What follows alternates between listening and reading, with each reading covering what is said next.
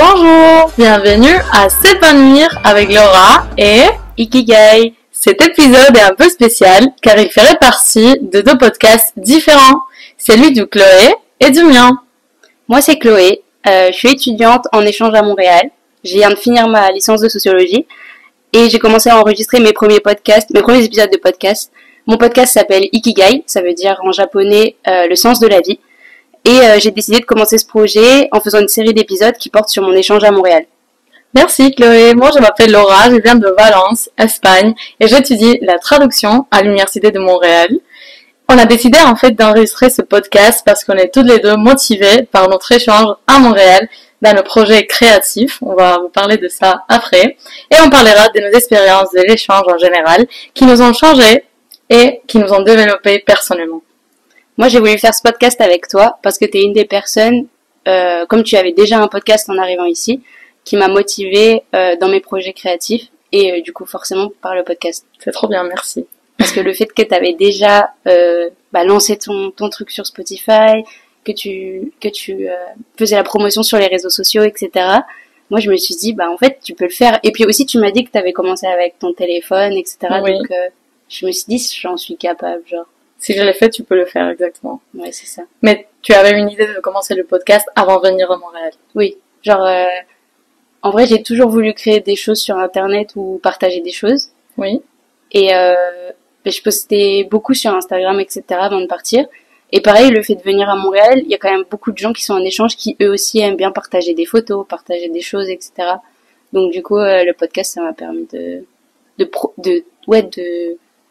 partager des choses et d'extérioriser les idées que tu avais dans la tête. Ouais. Moi, ça m'est arrivé aussi, pas dans le podcast parce que je l'avais déjà, mais c'est vrai que dans les idées de podcast, si vous avez écouté les épisodes de mon podcast, ça a changé vraiment un peu l'idée que j'avais de ce que j'allais faire, parce que je disais tout le temps, oui, je fais ces podcasts aussi parce que je serai à Montréal, je vais parler de Montréal et tout ça, mais à la fin, j'ai fini par parler du catalan. Si vous le connaissez, vous savez pourquoi. Sinon, vous pouvez y aller, écouter des épisodes. Et c'est ça. Venir ici, ça m'a permis de avoir un nouveau monde, je dirais, non? De connaître des gens, de voir des différentes idées, de vivre différentes expériences de différents pays aussi. Et en fait, c'est ça l'idée, non? De notre podcast. De réussir à connaître du monde, des personnes, à être des personnes ouvertes d'esprit et tout ça. Et par exemple, tu as parlé de podcast, mais tu as fait plusieurs choses, non? Oui, c'est ça. En fait, c'est rencontrer des gens ici qui t'inspirent et tu te dis, ils sont créatifs. Et du coup, moi, j'avais plein de projets que je repoussais. Oui. Je procrastinais. Tu connais ce mot? Oui. Et procrastiner. C'est ça. Et j'avais l'idée de faire des photos, j'avais l'idée de faire des vidéos ou des vlogs ou un podcast, etc. ou d'écrire même, je sais pas. Et à chaque fois, je repostais. Je faisais juste ce qui était le plus facile. Par exemple, juste poster des photos sur Instagram, sur les réseaux sociaux, etc. Et je me lançais pas parce que j'étais en mode... parce que j'avais un peu peur de me lancer dans un nouveau truc, de débuter. Et comme ici, il y a plein de gens qui sont inspirants, etc., tu te dis... En plus, t'es en échange, c'est le moment de tester des choses, etc. Donc, par exemple, moi, j'avais envie de faire de la photographie à l'argentique avec des pellicules, des films que t'achètes, qu'il faut ensuite faire développer, etc. Et ça faisait longtemps que je voulais, mais c'est que en étant ici que je me suis décidée à aller, je commande un appareil, je commande mes pellicules et je m'y mets vraiment. Et je pense que si j'étais restée en France, peut-être que ça aurait mis plus de temps parce que c'est le fait d'être en échange qui m'a poussée à me lancer dans des trucs. Exactement. Et tu as dit que, par exemple, c'est les personnes qui t'ont inspiré à le faire parce que tu as vu qu'il y avait vraiment beaucoup de personnes créatives et tout ça. Oui. Mais je dirais que aussi, à part cela, c'est aussi le fait que on a eu l'opportunité. Je sais pas si tu vois ce que je dis. Par exemple, à Valence, je pense qu'à l'université, par exemple, ils nous donnent pas beaucoup de ressources ou des cours ou des ateliers pour faire des choses qu'on aime bien. C'est juste, on fait les études, on finit et c'est bon. Ouais. Mais ici, quand j'ai commencé, j'ai vu des cours de podcast, balado, balado diffusion, de cours de cuisine. T'as dit que tu as fait des ateliers de cuisine, de photographie, photographie, j'ai pas fait, mais il y en a. Mais il y en a. Oui, c'est ça. Il y a plein de trucs. Il y a plein de trucs. Tu peux faire tout ce que tu veux en même temps que tu étudies ou même que tu travailles. Ouais. Et je trouve que ça, c'est vraiment bien pour les étudiants pour avoir plus de vie créative, comme je sais pas, des expériences différentes. Et aussi, je pense que ça peut être relié au temps d'ici, les nuages, Ah la ouais? neige et tout ça. Oui, parce qu'à Valence, on a plusieurs activités peut-être plus entre amis, on sort tout le temps, on est, je sais pas, au bar, à la discothèque, avec la bière, avec tout ça. Et ici, c'est plus, ok, tu sais que tu dois être la plupart du temps chez toi parce qu'il fait trop froid pour sortir avec tes amis. Tu vois, peut-être tu penses que c'est relié. Moi, c'est pas ça parce qu'en France, là où je Ouais, vais, ok. euh, Mais quand même, il neige pas non, il neige tout le pas, temps. mais par exemple, là aujourd'hui, le temps qu'il y a ici, Oui, c'est c'est pareil vrai. en France, tu vois. Oui. Non, moi, je pense que c'est C'est vraiment triste. les personnes. Parce que, tu sais, quand tu t'es entouré de gens qui font de la photo, des Oui. gens qui font du dessin, des gens qui font plein de choses, Oui. et en plus, et ben, quand tu leur parles de tes nouveaux projets ou des choses que tu aimerais faire, ils te poussent, ils sont en mode ah mais fais-le, je peux te C'est donner vrai. des conseils et tout. Par exemple, toi pour le podcast, tu m'as grave motivé vraiment. Peut-être que si je t'avais pas rencontré, je me serais pas lancée. Ça serait resté dans ma tête en mode ah faudrait que je le fasse et tout. Mais au moment où j'ai le déclic, je me suis dit ok j'achète des micros, je réfléchis à mes sujets et je commence à me lancer, à réfléchir à ce que je vais faire, etc. Pour la photographie, c'est une autre amie qui m'a montré son compte Instagram photo. Elle fait des photos dans la rue, des photos de rue, etc. Et elle m'a dit allez, lance-toi, genre tu te prends un appareil et t'y vas, tu vois, ça sert à rien de dire oui j'ai envie, il faut le faire. C'est ça. Mais comme tu dis aussi, il y a beaucoup les ateliers de la fac, parce qu'il y a photographie, il y a plein de trucs artistiques. Moi j'ai fait un atelier aussi d'impression textile, parce que j'aime aussi beaucoup la mode, les vêtements, etc., le design des vêtements. Et là j'ai pu moi-même, bon c'était pas incroyable parce que c'était les débuts, c'était ma première fois, mais de la sérigraphie, en fait tu mets l'encre sur le t-shirt. Et du coup, j'ai pu faire mes propres t-shirts, etc. Genre designer ce que je voulais faire, etc. Mais c'est incroyable. Tu te rends compte qu'on part, on part la semaine prochaine, bon, plus ou moins, et on a fait plein de choses que ça serait impossible si tu le penses avant de venir. Ok, oui, je veux juste, comme, on avait plus une idée de, oui, je veux voyager, je vais étudier tout ça, mais on n'avait pas l'idée de faire tout ce qu'on a fait, je dirais. Non, mais oui, c'est ça. Et en plus, faire ces ateliers, à chaque fois, dans chaque atelier, tu rencontres des gens, etc. Dans l'atelier cuisine, j'ai rencontré plein de gens. Et puis, tu apprends à cuisiner des choses. Par exemple, il y avait cuisine péruvienne, du Pérou, cuisine québécoise, du coup, des plats que j'ai pu... Tu as appris à faire la poutine? Non, j'ai appris à faire... je crois que c'est le pâté chinois. Ah oui! Qui n'a rien de chinois, qui est vraiment québécois. Ouais. Mais oui, c'est ça. Moi, je dirais que être ici, ça m'a aidé plus pour mon orientation de futur professionnel et tout ça. Parce que j'ai vu qu'ils m'ont donné l'opportunité de travailler. Ça, c'était une chose qu'à l'université de Valence, j'aurais pas pu penser à ça. Et ici, c'était vraiment, je suis arrivée, ils m'ont dit, mais ça te va si tu veux travailler comme monitrice de catalan? J'ai dit, mais oui, bien sûr. Et ça m'a aussi motivée pour mon futur professionnel et après être ici, une année. Je suis consciente que j'ai gagné en tout. Capacité dans la vie, expérience, une question aussi de sociabilité, de culture. Ça m'a rendu vraiment une personne différente, je dirais. Tu penses que c'est quelque chose qui revient beaucoup en vrai quand tu parles à des gens qui partent en échange, c'est c'est que ça te change vraiment sur plein de choses. Même moi, je sais pas encore pleinement ce que je veux faire, mais je sais un peu plus vers quoi me tourner, etc. Aussi lié aux cours, parce que au-delà des activités, j'ai aussi pris des cours qui me permettent de me questionner, de savoir, d'essayer des choses, etc. Comme un cours de journalisme, par exemple. Exactement. Ouais. C'est vrai que le cours, pour moi, je sais pas toi, en France, mais moi je peux pas choisir toutes les matières en Valence. J'ai juste les matières que j'ai, et après, quelques optatifs qui sont pas vraiment, que tu dois les faire obligatoirement, de façon obligatoire. Et ici, j'ai pu choisir tout mon plan de cours. Ouais.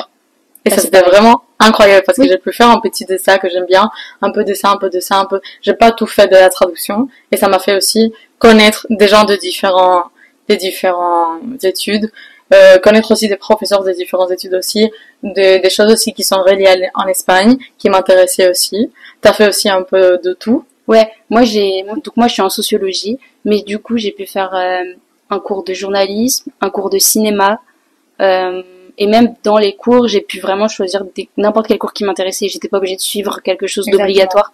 J'ai pris vraiment les cours qui m'intéressaient le plus et que je voyais qui me faisaient changer, qui me faisaient sortir un peu de ce que je connaissais déjà en France. Exactement. Ouais. C'est trop bien. Et si je te demande comment tu pourrais décrire Montréal, qu'est-ce que tu dirais? Moi, à Montréal, je rapporte souvent ça au concept de l'auberge espagnole. l'auberge espagnole, moi je l'ai connue en regardant un film qui s'appelle L'auberge espagnole de Cédric Capli, je crois. Et en gros, l'histoire, c'est un étudiant français qui part en Erasmus à Barcelone et qui se retrouve dans une colocation avec des gens qui viennent de partout. Italie, Allemagne, Angleterre, partout, espagnol aussi. Et du coup, ça donne une expression. L'auberge espagnole, c'est quand tu vas à un endroit et chacun ramène quelque chose de lui, en fait.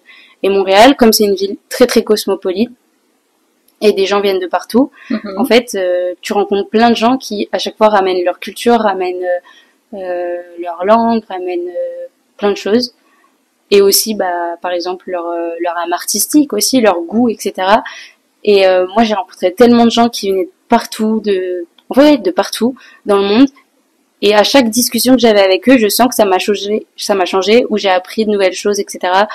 Et c'est pour ça que j'aime bien appeler ça l'auberge espagnole, parce que, ouais, c'est ça, par exemple, je sais pas, là, on a été à Miami, et on voyait bien qu'il y avait, il y avait notre petit groupe de Françaises, et vous, votre groupe espagnol, et on sent qu'il y a un mélange de cultures, on échange, etc. Et moi, je trouve que c'est mes meilleurs souvenirs, c'est quand j'ai discuté avec des gens qui venaient de partout. C'est ça qui m'a changé le plus, je pense. Exactement. Moi, je connaissais pas le concept auberge espagnole, tu me l'as appris. Et je pense que c'est exactement ça, notre expérience à Montréal, c'est connaître des gens un petit peu de toutes les cultures, de tout pays, mélanger tout, et créer comme notre espace safe space, on dirait. Ouais, c'est ça. Et moi, j'ai trop aimé, tout ça, parce que, en fait, si je le pense, j'ai connu vraiment des gens de partout. Et c'est ça ce qui nous a fait réfléchir, qui nous a fait penser à différentes cultures aussi. C'est ça, être ouvert d'esprit, c'est vraiment ce qu'on a fait ici. Et je dirais aussi que je décrirais Montréal comme une façon d'inspiration justement pour ça, le fait de connaître des gens de différents pays et ce que tu as dit, pas justement qu'ils ont une différente culture, mais qu'ils ont un différent goût de tout en général. Ils vont te montrer leurs passions, je dirais, et ça fait aussi que tu connais d'autres choses que tu connaissais pas, que peut-être tu aimes. Et c'est ça. Et ça le relie aussi à l'amour, parce que j'ai une personne qui dit tout le temps, l'amour c'est n'arrêtez pas d'apprendre. Et ça, c'est la même chose, je dirais, avec les amis. Jusqu'au point que tu es ami avec une personne, jusqu'au point que tu n'apprends plus de cette personne. Ouais. Alors, si cette personne te montre tout le temps des choses et tu apprends, c'est parce que vos relations, c'est vraiment bien. Tu vois ce que je dis? Aussi, je me dirais que ce qui est cool, c'est qu'on a rencontré des gens de partout, mais tu te rends compte que même si on vient de partout, on a des vies totalement différentes, des trajectoires, etc., totalement différentes. On est quand même venus pour la même chose, et on a les mêmes goûts sur certains aspects. Par exemple, au début, le profil des étudiants qui viennent en échange, c'est des gens qui veulent voyager, qui s'intéressent à tout ça, etc. Et du coup, je trouve ça cool qu'on puisse se rassembler quand même sur plein de points. Et aussi sur le fait que, on est dans un pays qui est pas le nôtre. Et donc, on apprend des choses, même si on n'a pas les mêmes références culturelles à la base. On apprend tous, on vit tous des trucs en mode, je connaissais pas ça. Quand on est arrivé, par exemple, on a tous eu les mêmes galères. C'est ça. Et ça, je trouve ça trop cool. C'est que malgré toutes nos différences, on est amis parce qu'aussi on se ressemble quand même beaucoup. C'est ça. Même si on a les différents, le fait qu'on s'est rencontrés, peut-être si on serait dans une situation normale, on serait pas amis, mais comme on est ici, on vit les mêmes choses, c'est un échange ou des études internationales et tout ça, on se ressemble dans la façon on vit la même chose. Et dans notre cas, on s'est connus juste plus ou moins dans la même situation. On venait d'arriver et on passait ici une année. Ouais. Et alors c'était plus ou moins la même situation. Et en plus, nous on s'est rencontrés par l'intermédiaire d'amis qu'on s'était fait. Donc vraiment, on est arrivé dans le même groupe le même jour en plus quand on s'est rencontrés. C'est vrai. On a été incrustés à un groupe d'amis qui étaient déjà amis, et nous on a été nouvelles du groupe en même temps, tu vois. Donc c'était vraiment les mêmes conditions de rencontre. C'est vrai. Au même stade. Ouais. C'est vrai. Je dirais aussi que Montréal a un peu tout. Tu peux vivre une vie complète dans une année. Je dirais je sais pas si tu as vu, mais sur TikTok, il y a toujours ces concepts qui disent que si tu habites une année à l'étranger, ça équivaut à plusieurs ou 10 années chez toi. Moi, j'ai l'impression d'avoir la même impression. Tout à fait. 5 vies, genre vraiment. C'est ça. Quand je compare l'arrivée où c'est la découverte, après même les cours qui ont changé, les voyages qu'on a fait, les amis aussi, parce que il y a certaines connaissances ou amis qui étaient là que 4 mois et après ils sont partis, et du coup après tu rencontres d'autres gens, etc. Pendant les quelques mois qu'on était là, on a vraiment vécu c'est ça. Et aussi le fait de s'adapter à la nouvelle culture, au temps aussi. Par exemple, moi, j'étais pas du tout habituée à la neige ou au froid en général. Et je suis très frileuse et quand je suis arrivée, c'était vraiment dur au début. Ok. Mais après avoir passé 9 mois, je me rends compte que je suis plus capable de ce que je me pensais que je serais capable, tu vois. Ouais. La même chose avec le podcast, la même chose avec mes passions, la même chose avec mon orientation professionnelle. Comme je pensais pas que j'étais capable de faire tout ce que je fais. Et c'est ça ce qui est bien à la fin, quand tu réfléchis et tu dis, ok, je suis heureuse, je suis contente, je m'épanouis. Ouais. C'est ça. Alors, on Ouais. dirait que notre expérience est un peu reliée au développement personnel. Oui. Ouais. Qu'est-ce que Oui, tu dirais carrément. de ça? Oui, c'est sûr que c'est relié au développement personnel. En fait, déjà, c'est marrant parce que tout à l'heure, je pensais à un truc un peu drôle. Il y a, tu sais, on racontait notre rencontre. Le jour de notre rencontre, c'était la première fois où on goûtait la poutine. C'est vrai, c'est vrai. Et moi, je pars mon avion et demain pour rentrer en France. Et ce soir, c'est la dernière fois que je mange la poutine. Et j'étais en train de me dire que la boucle, elle est bouclée. Genre, C'est vrai. la première fois qu'on s'est rencontrés, c'était la poutine. Et c'est ça, je mange la dernière. Wow. Bref, voilà, c'était juste une petite aparté.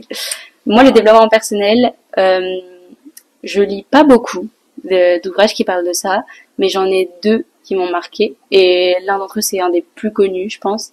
C'est les 4 accords Toltec de Miguel Ruiz, il me semble.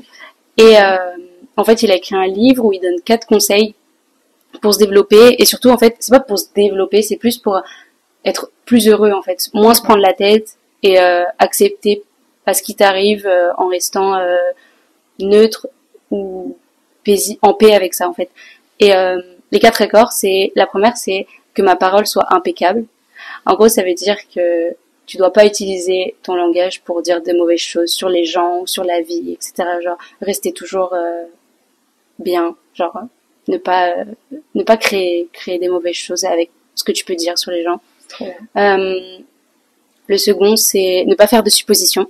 En gros, ça veut dire que tant que t'as pas la certitude que quelqu'un pense quelque chose, ça sert à rien de supposer que cette personne pense ça, parce que ça en fait, ça va créer du trouble et alors pour rien, alors parce que tu connais pas vraiment ce que la personne pense. Ne pas créer des pensées négatives sur autre chose que t'es pas sûr. Oui, c'est ça. Genre arrêter de tout overthinker, genre arrêter d'imaginer des scénarios, etc. Ouais. Parce que ça marche pour ce que pensent les gens, mais aussi, tu sais, quand tu fais des crises d'angoisse aussi en soi, quand t'angoisses que quelque chose pourrait potentiellement arriver, souvent c'est irrationnel, en plus ça a peu de chances d'arriver, mais voilà, ça, ne pas faire de suppositions. L'autre, c'est ne jamais rien prendre personnellement. C'est penser que quand quelqu'un dit quelque chose sur toi, bah il pense ça de toi, mais le plus important c'est ce que toi tu penses de toi. Si quelqu'un te critique, si quelqu'un te juge, le plus important c'est de dire il pense ça de moi, mais il ne connaît pas l'entièreté de mon être, il n'est pas moi, il connaît pas qui je suis profondément, et peut-être qu'il a pensé ça parce que j'ai eu ce comportement à ce moment, mais en fait déjà ça signifie pas que je suis comme ça tout le temps, etc. Genre ne jamais rien prendre personnellement, parce que la seule chose qui compte c'est ton opinion de toi-même. Et le dernier, je pense que c'est un des plus importants, c'est faire de son mieux. Parce que malgré les 3 conseils qu'on a dit avant, c'est difficile de pas faire de suppositions, c'est difficile de ne pas prendre les choses personnellement, de pas être vexé, de pas être blessé. C'est difficile. Des fois, on fait des erreurs et on utilise notre parole de la mauvaise façon. Et du coup, la conclusion, c'est de faire de son mieux. Genre, des fois, on fait des erreurs, mais c'est pas grave. Genre, le lendemain, il faut réessayer et faire de son mieux. Ok, j'aime trop tout ce que tu as dit, mais tu as pas pensé que peut-être c'est trop facile de le dire, et après dans la pratique c'est plus difficile, tu as pas comme quelques, je sais pas, quelque chose que tu pourrais dire que t'aide à appliquer ça dans ta vie réelle, parce que c'est trop facile de dire, ok, ne le prends pas personnel, mais après si une personne te dit, je sais pas, ton podcast est horrible, tu sais que ton podcast est bien, mais ça va pas te faire penser. Ouais. Moi, par exemple, dans mon cas, je dirais que écrire m'aide beaucoup. Et moi, j'ai comme 3 petits carnets pour écrire et j'écris un peu de tout.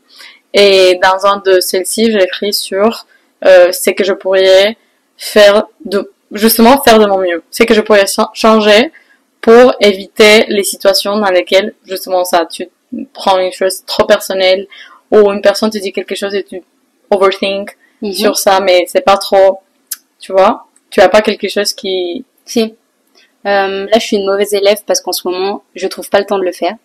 Okay. Mais la méditation, moi, ça m'aide beaucoup. Trop bien.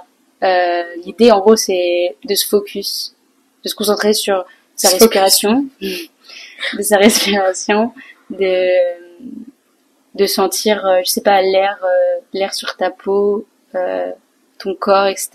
Respirer, fermer les yeux, ou écouter, je sais pas, de la musique douce, ou les bruits, je sais pas, de la nature. Bon, là, y a pas trop de nature. La nature. Mais quand t'es dans la nature, c'est bien aussi. Et l'important, c'est, tu peux pas t'empêcher de penser. Moi, pour moi, qui est une personne qui pense beaucoup trop, je peux pas, j'ai toujours quelque chose en tête, je pense tout le temps à quelque chose. Et quand il y a une pensée, le but, c'est pas de te juger parce que tu penses, pas de dire, oh non, j'ai raté ma méditation, je pense. C'est genre comme la laisser passer au-dessus de ta tête, genre, tu penses, ok, tu la laisses passer et tu t'attaches pas. Ou tu ressens quelque chose aussi, ça me le fait, par exemple, si je suis énervée, ou si je suis triste, ou si, par exemple, je fais des pensées irrationnelles, je fais des suppositions, tu te poses et tu réfléchis, soit t'essaies de rationaliser en disant, mais non, dans tous les cas, il faut rester extérieur à tout ça. S'il se passe ça, je peux rien y faire, etc. Genre, c'est pas dans mon contrôle. Ça sert à rien de s'inquiéter pour des choses qui sont pas dans mon contrôle. Genre, si cette personne agit comme ça, c'est pas ma faute. Genre, moi, j'ai donné tout ce que j'avais à donner. Si elle agit comme ça, et ben, je la laisse et elle reviendra ou elle reviendra pas. Et si jamais elle reviendra pas, et ben, je sais pas, genre, c'est comme ça, genre, tu peux rien y faire, tu peux pas contrôler. Oui. Toi, tu peux juste contrôler comment tu ressens les choses, si tu les prends à cœur ou pas, si tu les prends personnellement, et ce que tu donnes. Ta parole, par exemple. Voilà. Et du coup, ouais, moi, la méditation, c'est comme regarder ses pensées, comme si t'as un nuage qui passait, et tu dois pas les juger, tu dois juste, ok, je pense à ça, mais tu les laisses passer, et t'essaies de te refocus sur ta concentration, sur ta respiration, sur les bruits qui t'entourent. Penser au moment présent, au lieu de penser à ce qui s'est passé, ou à s'inquiéter pour ce qui va venir. Et pour méditer, tu utilises une application ou quelque chose, ou c'est juste, tu as appris à partir quelque chose et tu le fais quand tu veux, parce que c'est une chose que moi je faisais avant, mais avec une application, une fois j'ai pas utilisé l'application, j'ai arrêté de le faire. Alors comment tu le fais? Ça m'intéresse. Moi je faisais avec une application au début, Petit Bambou, sponsorisé. Je la connais, sponsored. Petit Bambou, et après aussi, des fois, c'était au début pour me lancer. Et après, j'ai commencé juste à mettre un fond de musique ou un fond de bruit blanc ou de bruit comme ça sur YouTube. Et je me dis, ok, la vidéo dure 10 minutes. Pendant 10 minutes, je médite. Et aussi, chose qu'on pense pas, mais des fois, méditer, ça peut juste prendre, tu sais, juste de prendre le temps de se concentrer sur sa respiration pendant 5 minutes quand t'es dans les transports, quand tu prends ta douche, juste avant de t'endormir, etc. T'as pas besoin de te mettre dans des conditions, tu sais, on imagine la méditation en mode position lotus, je sais pas. C'est juste arrêter les choses extérieures, non? Par exemple, arrêter d'utiliser le téléphone pendant 5 minutes, ou ne pas trop réfléchir, c'est juste... C'est ça, c'est pas ne pas trop réfléchir, c'est juste vraiment, tu te concentres sur ta respiration, sur le moment, et tu te poses et tu te dis, ok.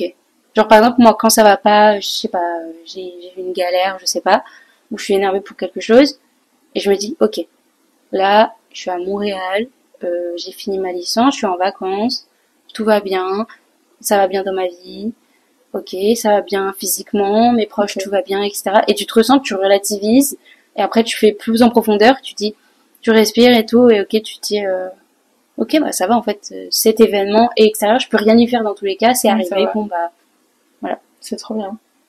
Moi j'écris et toi tu me dis, mais... Moi écrire, j'ai essayé. Mais non. J'arrive pas. Pourquoi? Je sais pas, je pense que c'est un peu je suis un peu feignante, j'arrive pas à me décrire. J'aime pas trop écrire à la main. Moi, c'est une chose que j'aime trop, pour toutes. Bon, par exemple, à l'UNIF, quand tous les gens prennent les notes à l'ordinateur, je les prends à l'écrit. Non, moi je prends à l'ordinateur. Moi, j'aime trop. Mais, écrire, tout ça. De plus en plus, là, je fais des choses à la main. Par exemple, des fois, tu vois ce que c'est des cartes mentales? Non. En gros, je mets au centre. Mais... Hein? J'imagine, mais vas-y. En gros, c'est sur du papier. J'écris au centre, je sais pas, je fais un rond, j'écris Chloé. Et en fait, je vais faire plein de traits qui partent partout, qui sont reliés à un aspect de ma vie. Les cours, la créativité, les loisirs, les relations sociales, la santé. Et dans chaque catégorie, je mets les choses que je dois faire. santé, je peux mettre le sommeil, le sport, la méditation, par exemple. C'est trop bien. Les cours, je peux mettre... cours, je mets plus travail et je mets, par exemple, mon travail cet été, les révisions, je sais pas.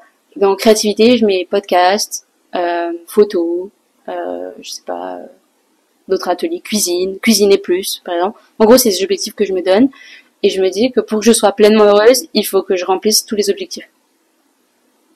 Dans relations sociales, il y a mes parents, mes amis, enfin bref, tout ça. Voilà. Moi, j'ai fait juste, c'est pas la même chose, pas du tout, mais j'ai fait un habit tracker. J'ai mis les choses qui, je sais que même si, dans le moment, j'ai pas trop envie de faire, après, ça me rend heureuse à long terme, je sais pas comment dire, mais tu vois, par exemple, je l'ai juste là, c'est pour ça que je regarde là. Okay. C'est habit tracker, je mets par exemple le 5-minute journal, et c'est justement écrire 5 minutes par jour. Après, je fais aussi le sport, spinning. J'aime trop le cycling, alors je mets spinning. Et j'ai fait des petits, comment ça se dit? Tu coches les cases. Oui, je coche quand je le fais, et à la fin du mois, je dis, ok, c'est ça, je dois faire plus, c'est ça qui m'a fait un peu ça. Je pense que c'est bien aussi. Ouais. Je pense qu'à la fin, chaque personne choisit sa manière de relativiser les choses, de ne pas trop être négatif, tu vois. Puis moi, sous forme de carte comme ça me permet aussi de me dire si un aspect de ma vie ça va pas, d'accord, mais toutes les sphères ça va. Exactement. Tu sais, genre par exemple, je sais pas, mauvaise nouvelle au travail, ok, bah c'est pas grave, au moins dans mes relations ça va, ou tu sais, santé ça va, etc. C'est trop bien. Moi je fais comme ça. Mais de plus en plus, je commence à me retourner vers l'écriture papier. Parce que... Tu devrais. j'ai pris l'habitude beaucoup de noter dans mes notes iPhone.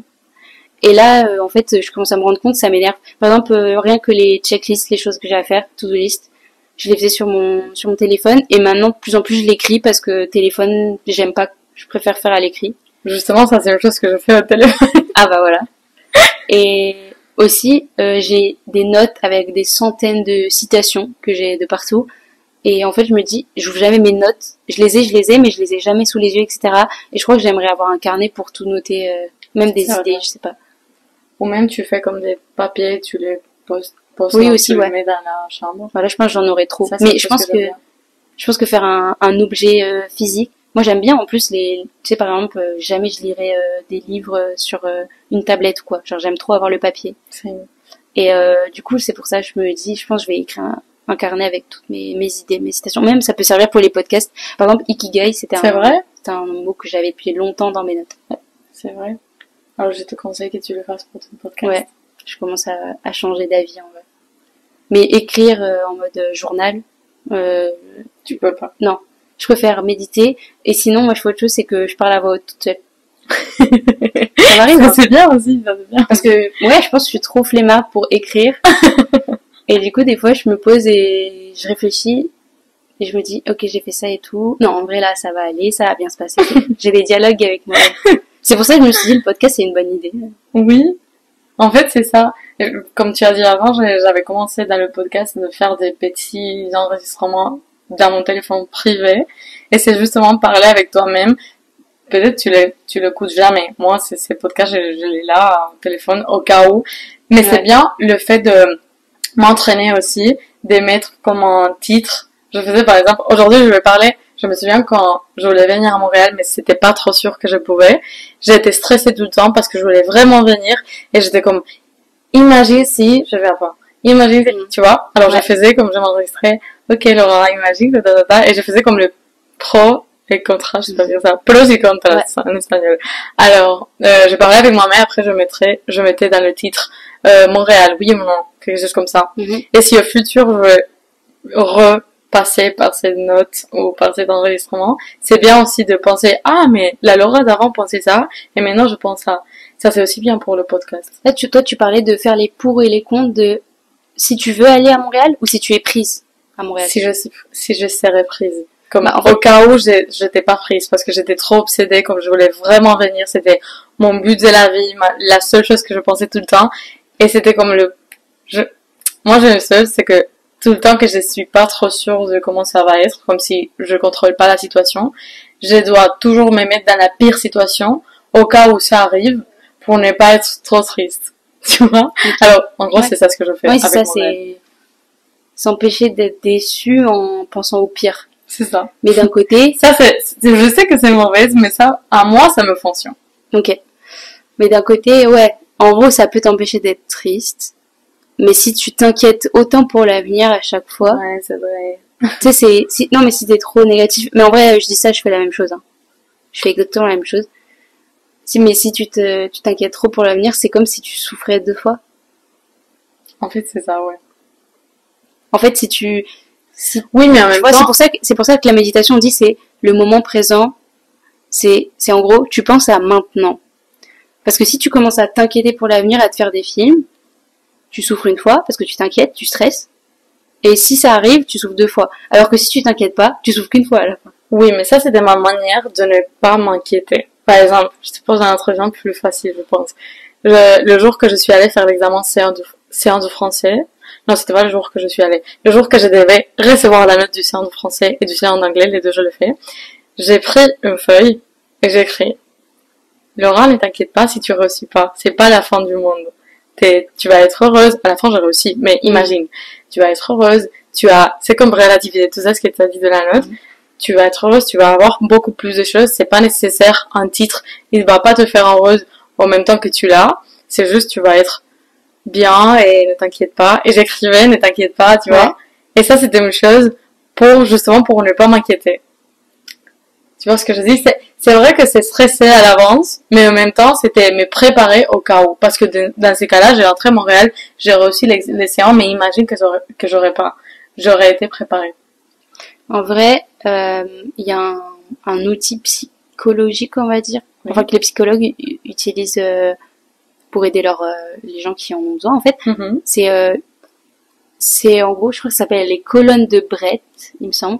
En gros, t'as des colonnes, un tableau en fait. Dans la première colonne, tu mets toutes tes pensées qui te stressent, toutes tes angoisses.